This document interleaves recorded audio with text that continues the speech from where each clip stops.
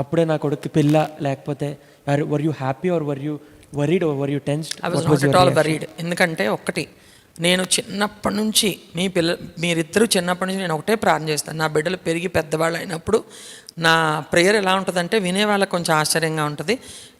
అంకిత్ గురించి చెప్తాను. అంకిత్ కోసం ప్రార్థన చేసినప్పుడు ఎప్పుడు పెళ్ళవుద్దో తెలియదు, చిన్నప్పటి నుంచి ఇదే ప్రార్థన: భక్తిపరురాలు, గుణవంతురాలు, విద్యావంతురాలు, సౌందర్యవంతురాలు, ఉజ్జీవదయ వర్తమానికురాలు, గాన సువార్థికురాలుగా సంపూర్ణంగా నీ సేవలో వాడబడుతున్న మంచి యవనస్తురాలు, నా కుమారుణ్ణి మా కుటుంబాన్ని మికుటంగా ప్రేమించే బిడ్డ, నీ సేవను ప్రేమించే బిడ్డ కావాలని చెప్పి ఎన్ని వేల సార్లు చేసి ఉంటారో నాకు తెలియదు. మరి నేను అలా ప్రార్థన చేసినప్పుడు మేము ఊహించకుండా, మేము అడగకుండానే, మరి మేము ఇంకా పెళ్లి కోసం సిద్ధపడకుండానే ఆ సమయంలో మేము అమెరికా దేశంలో ఉండగా పాస్టర్ గారు, అభిషేక్తులైన దైవజనులు, అద్భుతమైన దైవజనులు, మరి రెవరెండ్ శామ్యుల్ కర్మోజీ గారు ఫోన్ చేసినప్పుడు చాలా సంతోషించాను. అనుకోలేదు 25 ఏళ్ళకి పెళ్ళింట్రా బాబు అనేం అనుకోలా.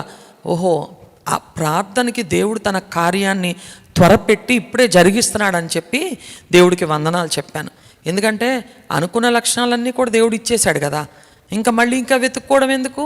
ఏదో వెతుకుతుంటే కాలికి తగిలింది అన్నట్టుగా వెతకకుండానే కాలికి దగ్గరికి వచ్చేసిందంటే బంగారు తల్లి ఎందుకు వద్దంటాను.